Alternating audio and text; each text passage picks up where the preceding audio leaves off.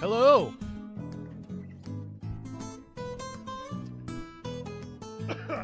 Oh, sorry. I was just having my guess you might call a pre-game smoke. I don't know how my background is centered as I normally do. Oh well. Probably could fix it, right?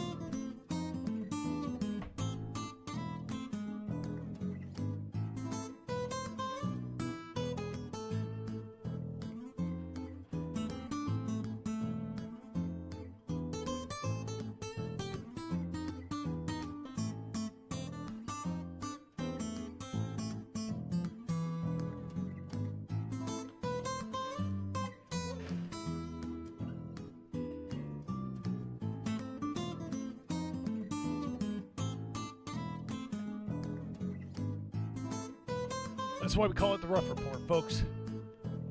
Things are rough around here.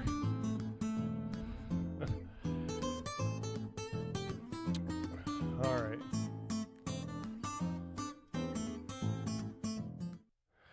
All right. Thanks for tuning in. We are live from Ottawa, Ontario. And we got some things to talk about, obviously.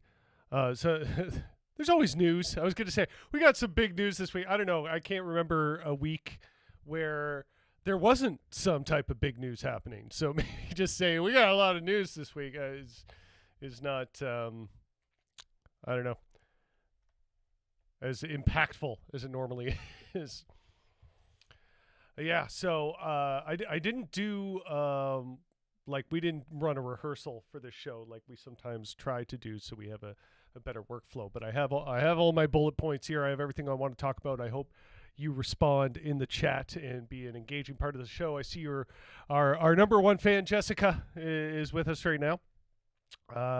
Nat is currently not joining me because she's out running some errands, and that's kind of why we haven't, as you probably know, why we haven't been sticking to a regular schedule on the show. Is just like life has been crazy these days. We've been super busy doing stuff. Like I'm wearing the makeup and everything right now because I was doing I was trying to shoot a cover song for TikTok. I don't know if it turned out. I did a few takes that I recorded, and I haven't watched them back yet.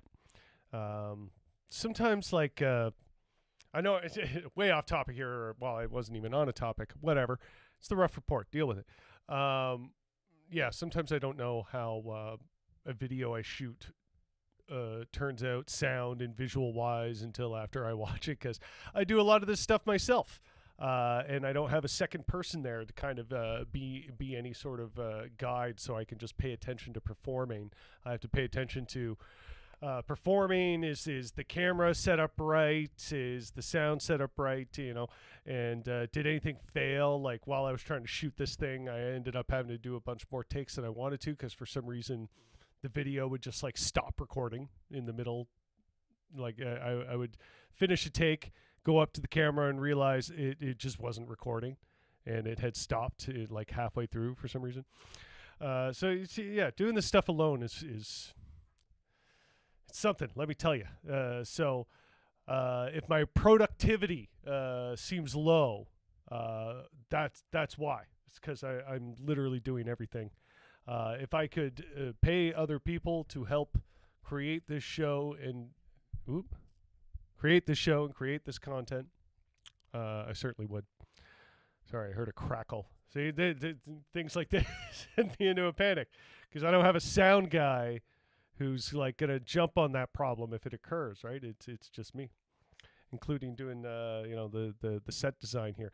So every day before the show, I have to move a bunch of cables around, move some mics around, get this background up, and do a bunch of things like that. Because yeah, this is the same studio I do my recording and mixing work in, and so yeah, this is a very like it's all a studio at the end of the day, I guess, but it's very multi-purpose studio. So yeah, if I seem a little scatterbrained and stuff at the moment, That that's why I got a lot of plates spinning. Uh, yeah, exactly. Yeah, you have to do that, right? Like, and I think it's a great way to do things. Uh, it's sure there's more productive ways, like if you have a budget and professionals you can hire, or even amateurs you can hire, it would make a world of difference. But I think if you're interested in expanding your sort of skill set in terms of just like learning how to do perform certain tasks and jobs and have skills that you want to have, just diving in and doing something like this is an excellent way to do it. Because yeah, you're going to make some mistakes. There's going to be some terrible things that happen, like technical wise, but you'll learn. So I'm very much a learn by doing sort of person. I like, as much as I love academia and school, uh, in principle. I generally didn't do too well in it. I used to cut class a lot. Um, and like I would cut class not entirely for the coolest reasons, like in terms of like, I just go to a party with my friends. I mean, I did that too, but like a lot of the time I would like cut class so I could hang out in the music room and try and like just hang out and play instrument, because our music room kind of had two rooms. It was like there was like this littler side room, and I would try and hide in there and play guitar or something like that when I was supposed to be in another class. And the music teacher would give me shit. Um, like if you saw me, be like, "Are you supposed to be in another class right now?" No, I'm. This is my spare period. Yeah, yeah, that's it. Uh, so anyway, I'm going all over the place tonight. I'm having the this had a Budweiser logo on it, but it's pretty faded now. I'm gonna say I'm drinking that woke beer. No, if I'm being honest, what I'm drinking is it's Sapporo.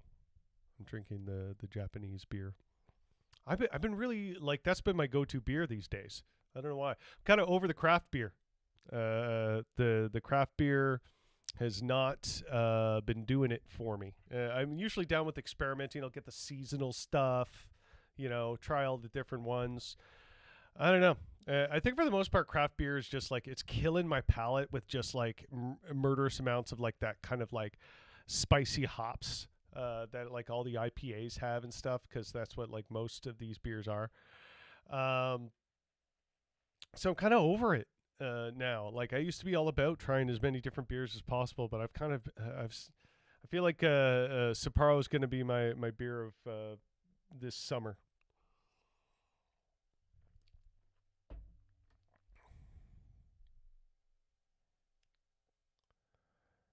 Marigold from Clifford Brewery. See, that's a new one. I can't even keep track of all these breweries, man. Clifford Brewery. I've never heard of that one.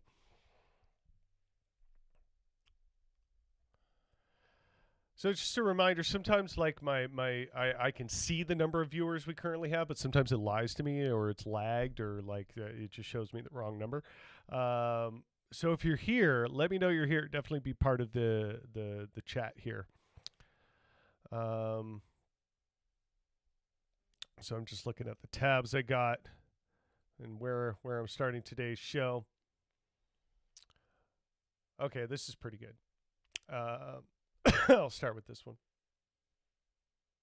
It's some of the stuff I feel bad because it feels unprofessional that I use this as a source, but it's a legitimate source a lot of the time. Like I would make fun of Jimmy Dore for spending his whole show on Twitter, but I'm gonna do a bit of that this episode, just because that's where I found all the good clips and stuff. So I'm using that. Anyway, sorry. That's why I might like having that here.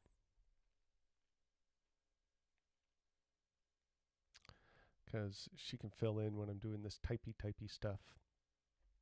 She's a good co-host. So yeah, we got Mark Levin here. So Trump was indicted a second time, and I have to admit I'm a bit black-pilled on this issue. Where I'm kind of past thinking that anything's gonna happen to this guy. You know what I mean?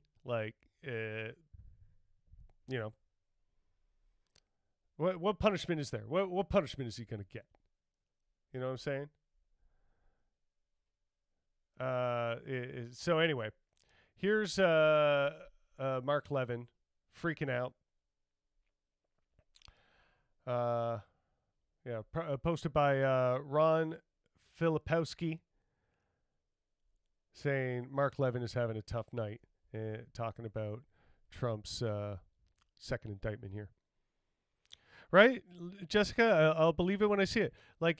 All this illegal stuff, and it's just out in the open, right? This is far from the first illegal thing he's been caught doing, right? So, just the fucking, all this red in his, that leisure, and he's still not behind bars. The dude is he's an elderly man, So what, is he going to spend a couple years in jail before he finally croaks? I'd still say that's him getting away with it, It's not like his family is going to be stripped of the assets, like the Trump kids aren't going to inherit a whole bunch of that dirty money, What punishment is there? What retribution? What justice do people get? Even if something happened, he's already gotten away with it at this point. But besides all that, I just don't think he's going to get arrested. I put out a poll on my Twitter saying, if he's actually convicted, will Biden pardon him? And I think so far about a third of the votes, there was 30 or 40 some odd votes, I think. And a third of those so far saying that yes. And then the other 2/3 no. And I think I think there's a good possibility you would.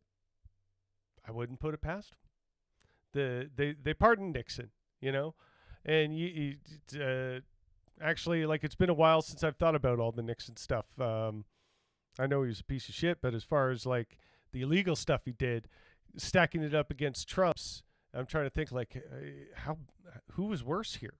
Maybe I'm not. Maybe it could be Nixon from a long shot because there's something I'm totally not thinking of right now or something. All right. Anyway, sorry. I'm veering all over the place here.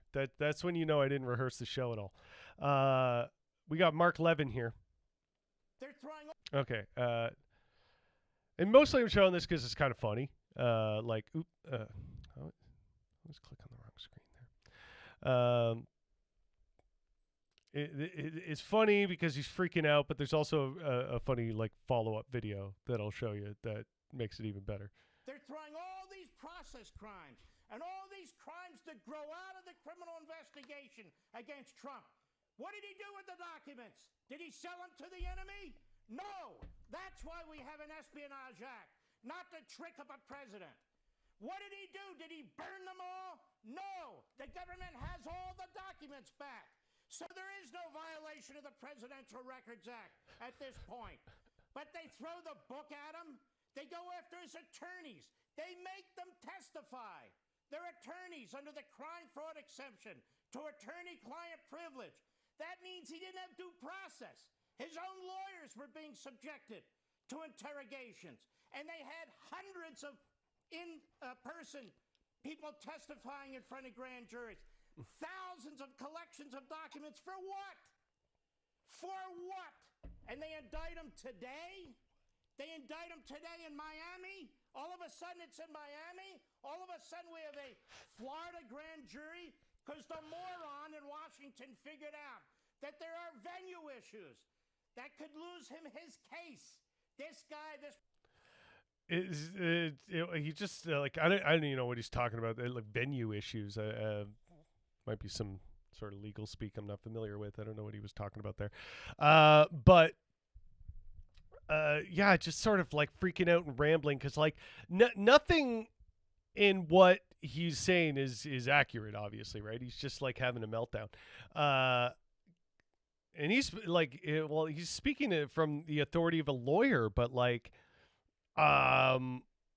what he's saying is wrong. Like that nothing illegal was done. It's I think the what is it, the federal library, or like, you know, the people in charge of the documents. The name is slipping me right now, but they gave him more than enough chance, right? Like they this has been going on for a while, that he's had these documents, and they've been like going after him for it, and he hasn't given them back. And then they find evidence that he was showing it to unclassified people. You know, that's probably not good. I don't like. Sounds like it would be a violation of the Espionage Act. Pretty sure it is. Just divulging that information to whoever, because that's almost as bad. Like that is potentially almost as bad as or that's potentially as bad. There we go. As giving them to the enemy or selling them to the enemy. Because if you give it to somebody who is not trusted and doesn't understand, you know, security protocols and how to shut up, like Trump, you could accidentally end up giving this information to the enemy, or indirectly giving it to them, right? I feel like this is pretty like classified information 101 stuff. Like, you know, you as the president, there's certain things that now you're not even going to tell people in your family, right? Like, because they are not privy to that classified information. I feel like that's super obvious. I feel like dumb that I'm saying this. It's a thing that needs to be said. Anyway, we got somebody requested. What is it? Twitter user here, Andrew Feinberg, requested that somebody make an edit to this, and so this fine person here. Let me throw it up. This fine person did it. Leroy Patterson at Human Tack Board. What did he do with the documents? What did he do with the documents? Did he sell them to the enemy? No. That's why we have an Espionage Act. Perfect. What did he do with the documents? Did he sell them to the enemy? I'll let that loop again. That's why we have an Espionage Act. Dancing is forbidden. Okay. It might be a deep cut for some people. Aqua Tween Hunger Force. Anybody know that one?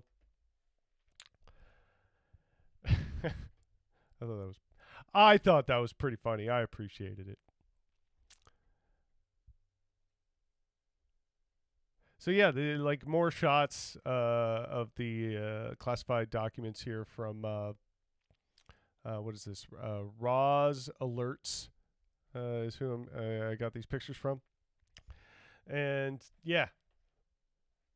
I just want to know what Gibson guitar that is. Is there a guitar in that leather gig bag, semi-hard case that's going on over there? Looks like it's got some depth to it. Probably an acoustic. Seems like. Maybe I'm just looking at the perspective wrong. Maybe it's not as deep as could be an electric. I don't know. I just want to know what's in there. What Gibson guitar was Trump? Does Trump have in his house that he's storing with some of these documents? And it's funny because it's like, you know, somebody, a Trump sycophant, was trying to point out, you know, oh, these what newspaper pictures here are classified information. You know, oh, how classified is a bunch of like newspapers, you know? And it's just like, that could be part of, like, there could be like classified info in between the newspapers, right? Like, who knows why those newspapers are amongst these government documents? There's probably a reason that, you know, that as part of some sort of investigation or series of information, they would cite a newspaper and have a copy of it amongst those documents. It's just like people don't really think, right? It's just amazing. And I guess when you're a Trump sycophant, it's not even that you like, well, big part of it is probably that you don't think. But it also, the way you think is that you're just going to like try and excuse anything he does, right? Oh, man. So like, it's just, it's almost like surreal. Like when you think this guy, when you think like the burger shot, the McDonald's feast shot in the White House was the peak of this, was the peak of the Trump presidency. No single image could encapsulate it more, right? I don't know. This is a pretty good contender. That's a pretty good contender. It's like just these boxes right next to the toilet, just taking a shit, and is he digging through them while he's doing that? No, he's probably thumbing through his phone. I'm sorry, I just put that image in your head of Trump blasting a dookie at home. I mean, if you're gonna have documents in your house, that looks more like a place you would keep them, like some sort of basement, crawl space. Obviously, something that's just purely storage. That's the least offensive of the shots. Okay, right there on a stage, like a ballroom. It's incredible. It's hilarious. And apparently, they were talking about like some of the stuff where Trump was quoted of, showing like people without clearance these documents. Like it wasn't just like Mickey Mouse stuff, Apparently it was pretty heavy, serious stuff.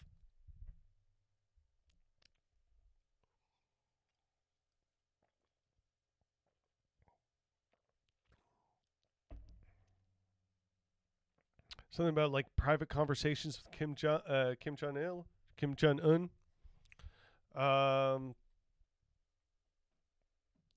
Yeah.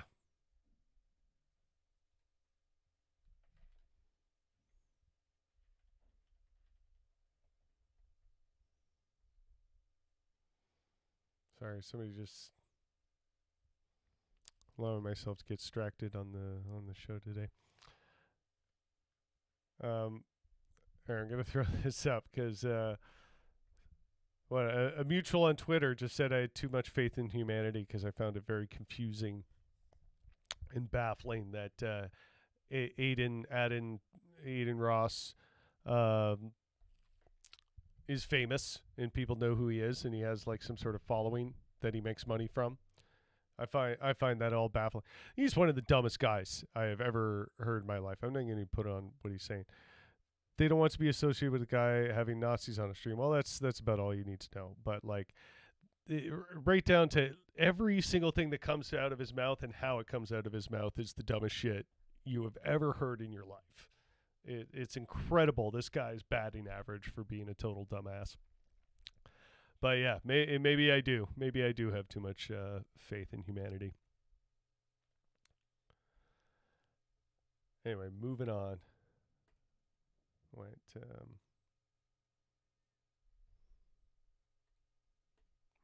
go?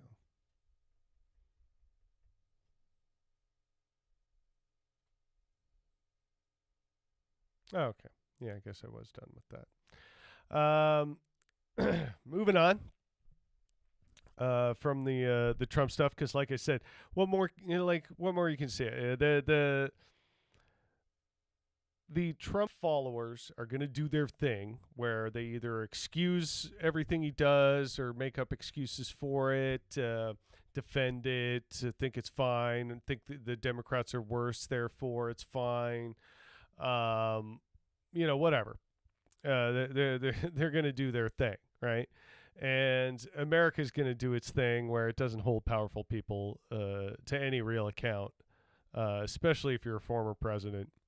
So I'll be baffled if there are honestly any repercussions, real repercussions for this guy in a legal sense. It's like I'm not even certain it would hurt his election chances at this point with the kind of cult of personality he has around him.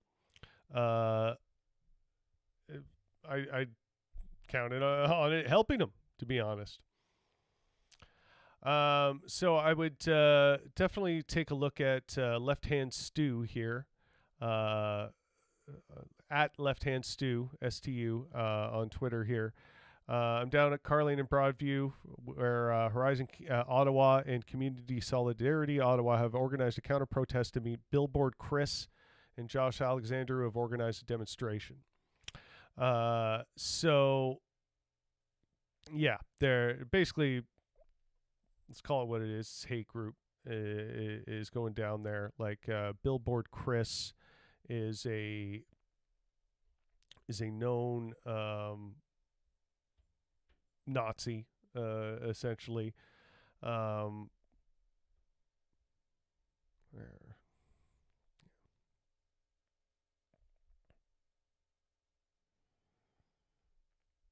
Here we go.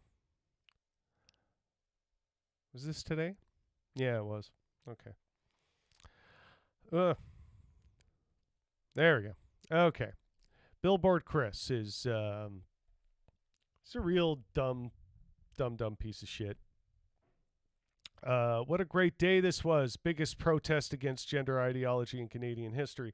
There were about 1,000 people, with the numbers fairly evenly split between Canadians who want to protect kids and extremists who want to harm them. Canadians aren't afraid to speak up anymore.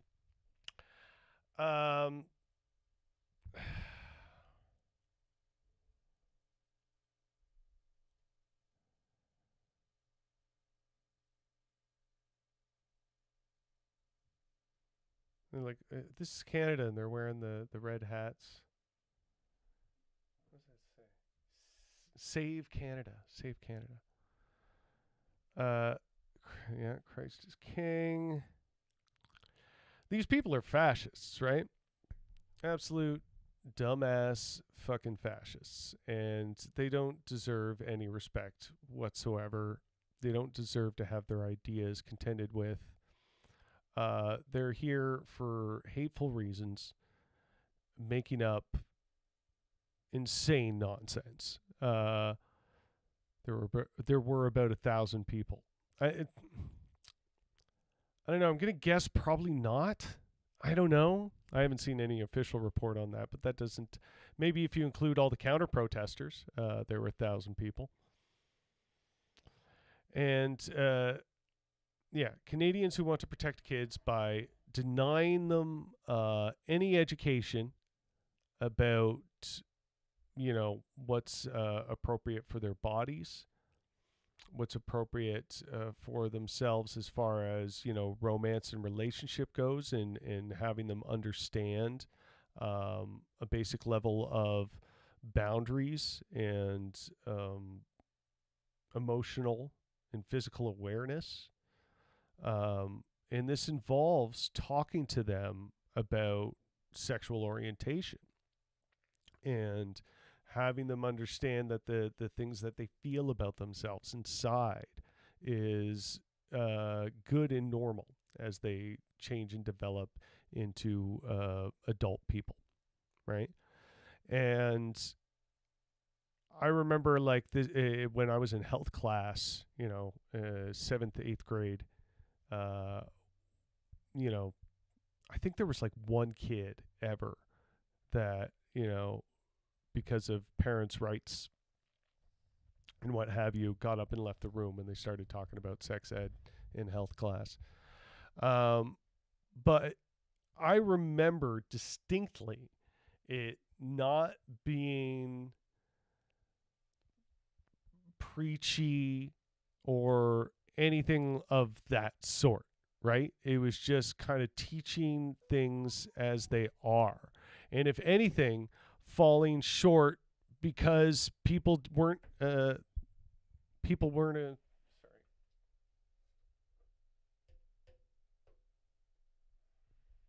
Check. Okay. Sorry. Because people weren't, they didn't have the language. They weren't aware, right? Um, on how to address certain things. I think it was sixth grade. I can't remember the exact circumstances. It might have been health class. I feel like this was sixth grade. I might be misremembering it, but it was definitely middle school. And we put anonymous questions into the box, and the guidance counselor would answer them as honestly as he could. And I think like it was a question that maybe was asked in a little bit of earnest, but I think whoever wrote it was trying to be edgy. It wasn't me, I promise you.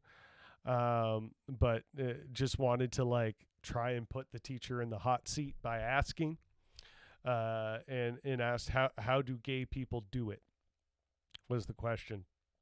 And bless his heart, guy, I guess, tried as he could given the circumstances, and simply said, the same way straight people do.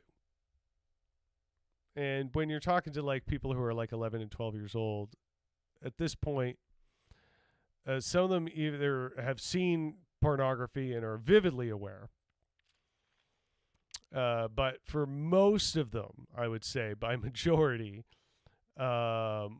haven't gone rifling through their parents' closets and stumbled upon magazines, or haven't had unsupervised access to the internet or something like that.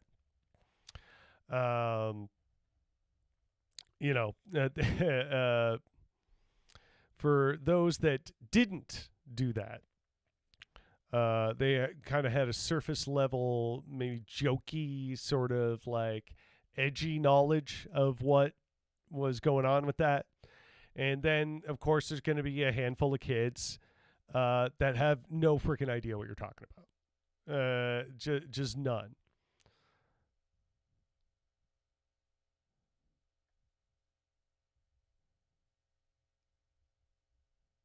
Sorry, 100%. I was watching some of the live streams on TikTok. It was disgusting. Live streams of the Ottawa thing there, Jessica. Yeah, if you have anything to like expand on with that, because I haven't seen any of those TikToks. So if there's something interesting that you saw there, I'd like to know. But yeah, there's going to be a certain handful of kids that don't have any clue what you're talking about. And there's some that are going to, be taken advantage of because of that. They're not going to understand what their rights and their boundaries are, even to the all the other previous kind of subcategories I was just referring to there of what they may or may not have been exposed to or seen it or understand at that age. It's such a mixed bag, and that's the purpose of educating these kids and making sure that whatever they are and whoever they are understood and they are loved. And they are allowed to maybe even be wrong about who they are. Because, Lord knows most of us were wrong about being straight because we were so conditioned, so indoctrinated, so groomed to understand and be forced to deal with what straightness is. And that we had to struggle with this idea of coming out of the closet and be worried about what people are going to think, who's going to turn their back on you, who's going to hate you, or worse, who's just not going to love you anymore. Right? There's all this anxiety and fear wrapped up with the potentiality of not being straight when you have a world that is what these people want. But what these people want, though, in particular, a little bit more extreme. There's a lot of people in that crowd that don't just want to make it difficult to be gay in society and try and culturally engineer things that way. They don't just want that. They want to eradicate it to the best of their ability. These are fascistic, insane Nazis. When you have people saying, save Canada, Canada first, wearing the red hats, we know exactly what this stuff is and what it means and what it is symbolic of, right?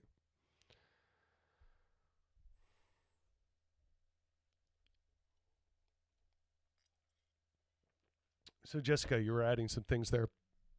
There were self-proclaimed atheists that said the preachers were doing a beautiful job in their sermons. Yeah, they had street preachers. I think that's actually like in one of the clips I had here.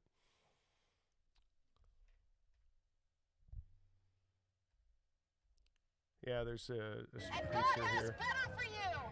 He wants to translate you from the darkness of you.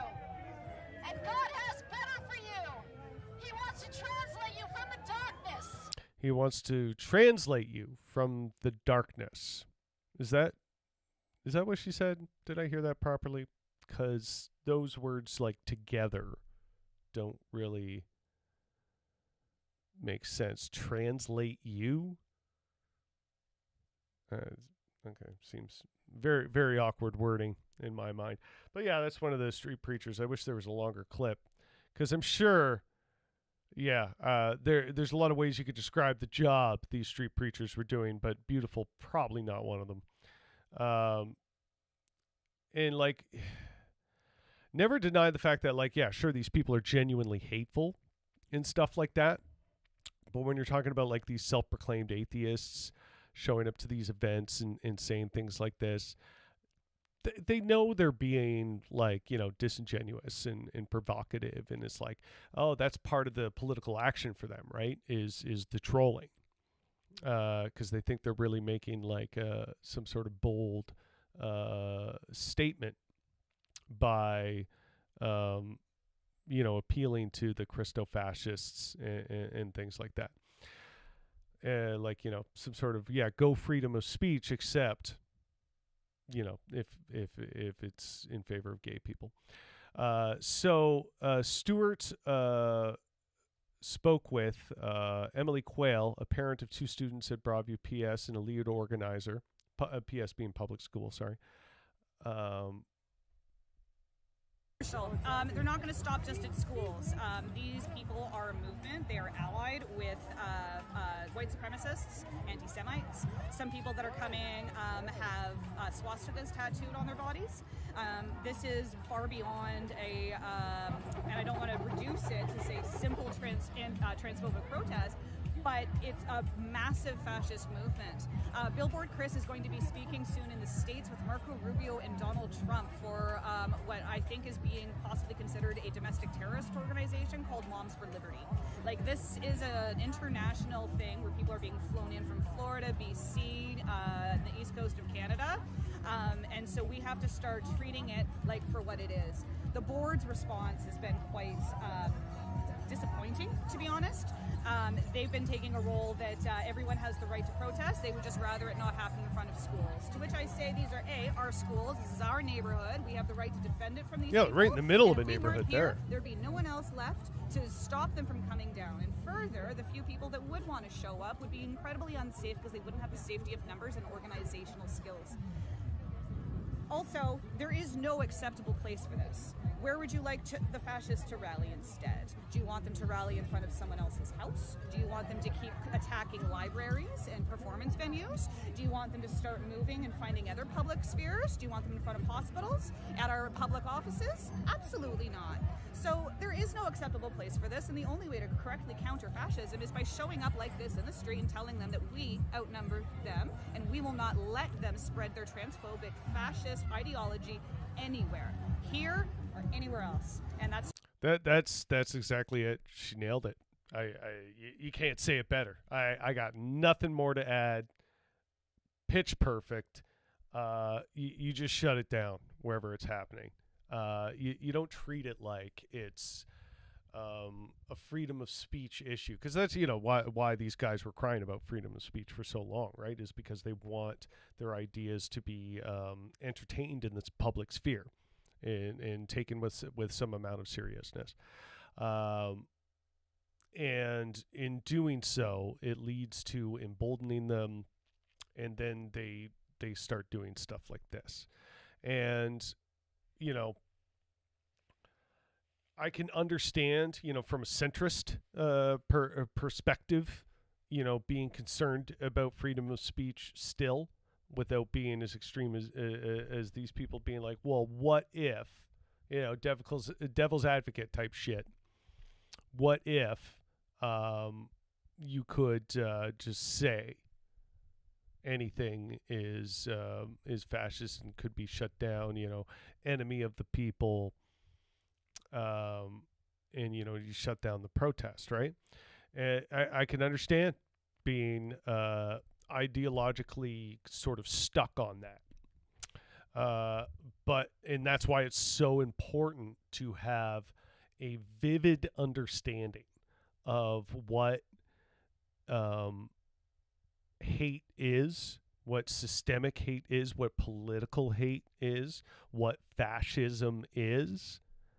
It's extremely important to understand this, so you're able to accurately unpack it and know it when you see it. And people just don't. They don't.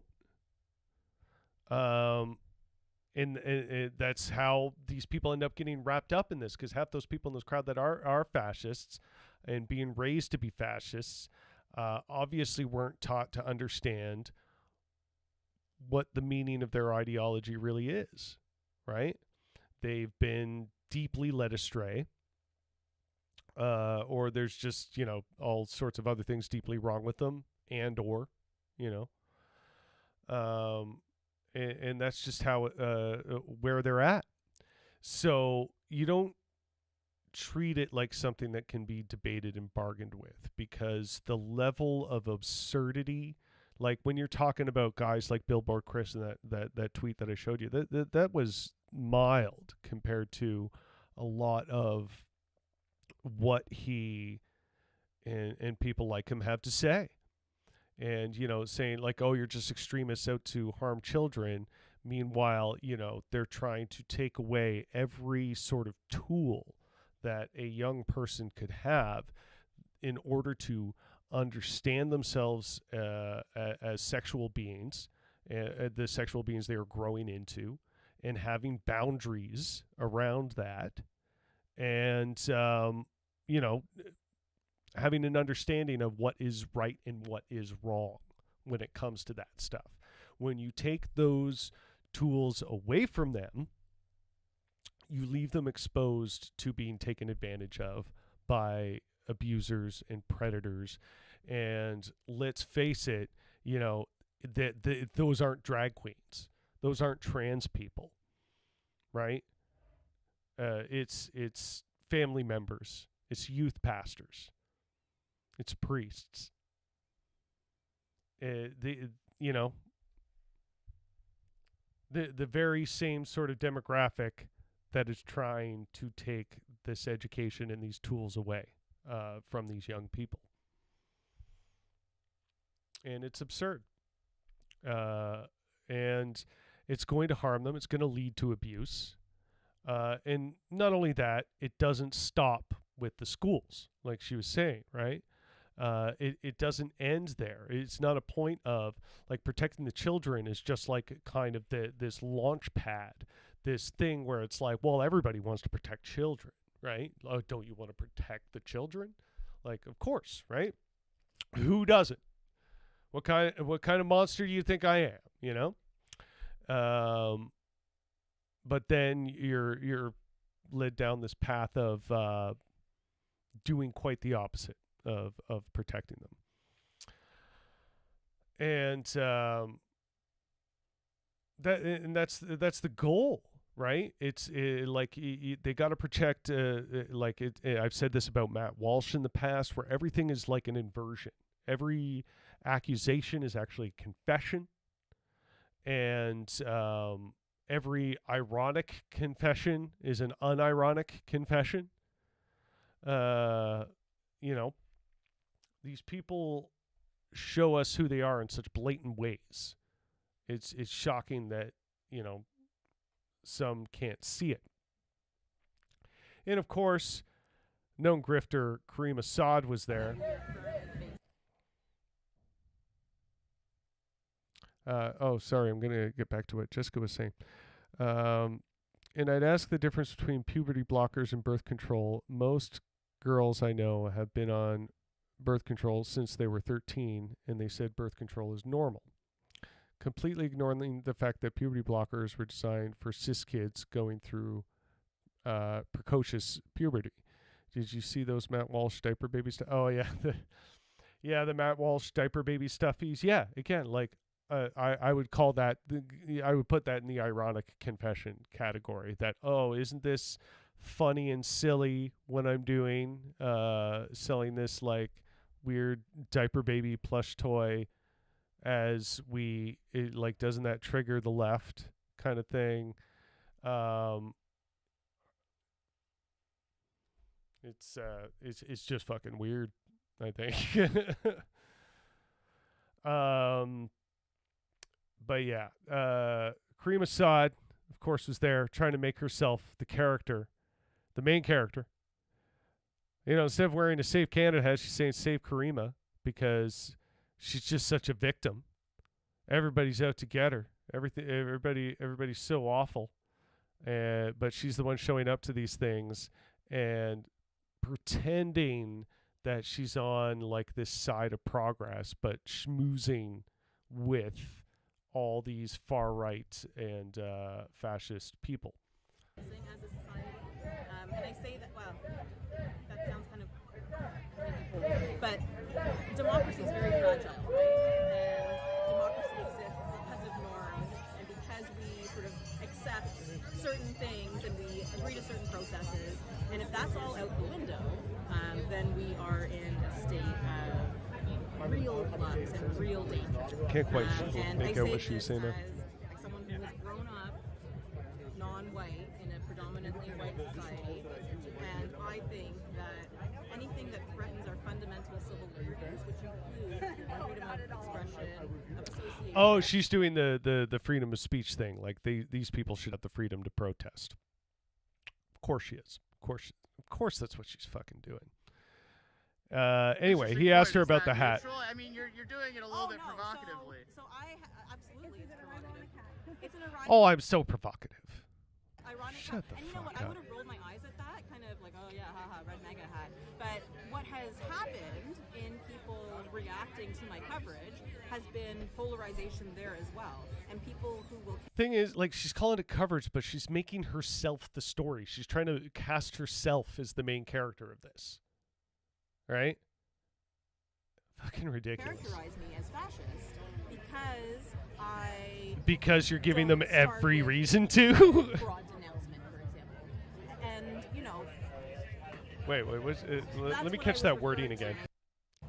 Don't start with a broad denouncement, for example. Oh, people are saying I sympathize with fascists because I don't denounce them. Yeah, that people tend to find that a bit odd, Karima. And, that's what I was referring to when I said sort of these mental shortcuts that we're taking. So it's, you're not with me and perfect lockstep on every issue. That's a fascist. She's a fascist. How disingenuous that kind of rhetorical play is. And this is the sort of, going back to what I try and hammer on a lot in this show, is recognizing shitty, misleading discourse when you hear it. Oh, just because I don't agree with you on everything, I'm a fascist. You just got finished saying you won't denounce them. Yeah, it's a bit of a red flag or a red hat. Depending on how you'd like to put it. looks like a duck, quacks like a duck, And the thing that fascists knew for years, before they were as so emboldened as to be able to appear like this in Canada, like you're seeing it here.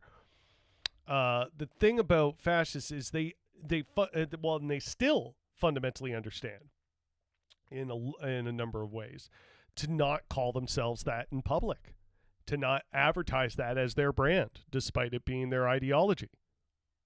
They know that. They know that word, people get a little snagged on it, so they try and avoid using it. They know this. She knows this. I have little doubt. Either this lawyer who's been involved in injecting herself in political circles for as long as she has is somehow unaware of that. Kind of hard to believe. You don't have to follow the conventions of daily journalism. I don't. Go there. Somebody said this. Somebody said that. I don't have to be neutral in that way. People, No. 400 people, 100 people. It's not. I'm not covering the Santa Claus parade, right? It's in reacting to some of that, like, really absurd. Karima is a white supremacist. Karima is with the Nazis. I see you raising your eyebrows now because it sounds crazy. It is crazy. That's not. Wait, let me see that again. In reacting to some of that, like, really absurd. Karima is a white supremacist. Karima is with the Nazis. I see you raising your eyebrows now because it sounds crazy. It is crazy. That's never been my leaning. That's never been anything that I'm about. But these rumors and these smears spread. So right now I can tell you, they were trying to These walk smears. through the even if I switch hats with my cameraman and he's wearing that front. Yeah, right? So even if I was wearing that hat, I'm not getting anywhere here because of what people have heard about me that is often disconnected to reality. But do you think you're maybe contributing to that? Because if you're worried about polarization is provoking one side? I'm reacting to it. So for a long time, I kind of ignored that, and I had this mentality of, I don't want to further a cause inadvertently by reacting to something that's harmful on my side, but otherwise be aligned. And at a certain point, that went out the window because of the constant escalation that I've been dealing with. And when I say escalation, I mean I have active. You put yourself there constantly, and then you provoke and then act surprised when people think you might be a little fucky. Unbelievable. Just the raw absurdity of it.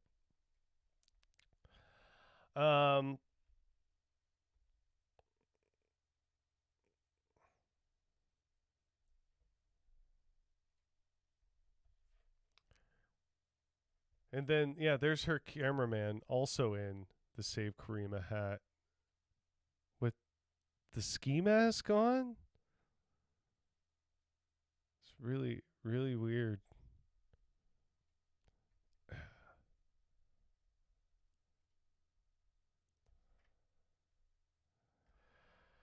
Incredible that she thinks she can pull that off, but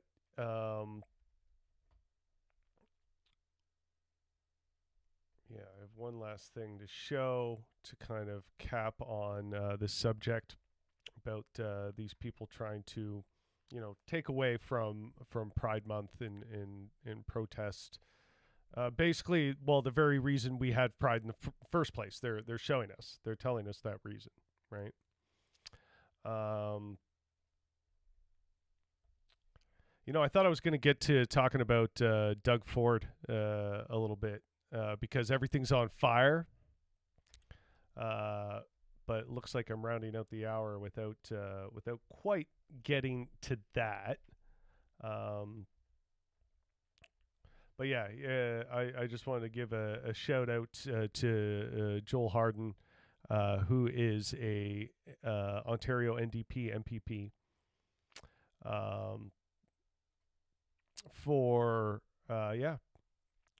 He basically took a punch from one of these fucking Nazis today, and he's out there putting his neck on the line, being part of the good fight, and especially as a member of the NDP, big props for that.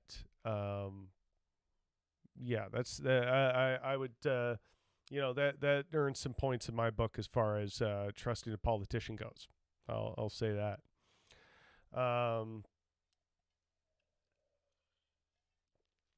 But yeah, anyway, we'll expand on it. Hopefully, I'm hoping to do, get back on schedule and do a live show on Sunday, and get to talking about the fires a little bit more for you folks, according to a frequent Fox News contributor. That's the sort of blatant pro fossil fuel, don't look up kind of fucking bullshit, right?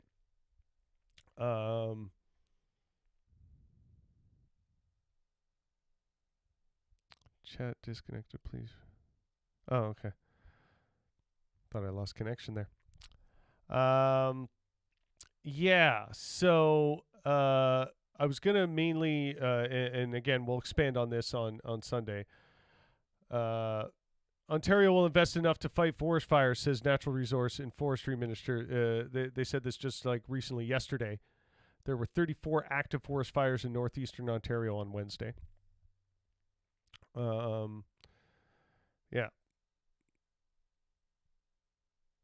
Yeah, claims of significant cuts to Ontario's emergency forest firefighting budget don't properly reflect the reality on the ground, says the provincial minister of natural resources.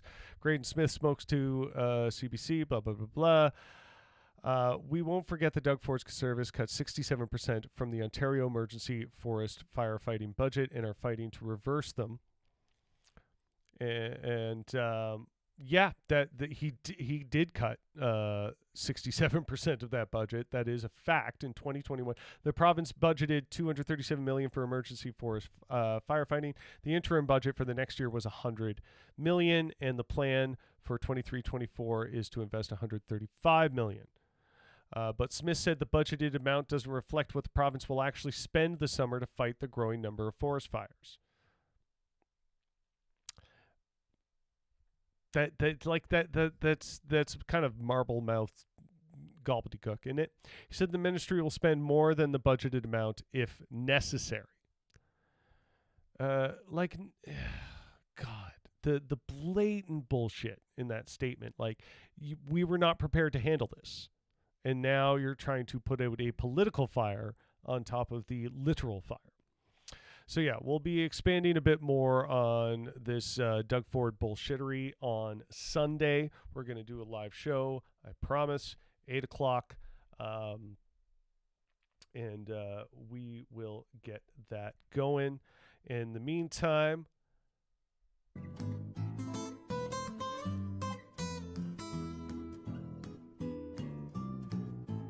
there he is, the Antifa duck.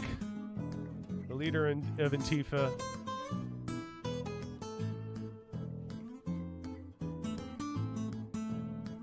Thanks for watching The Rough Report.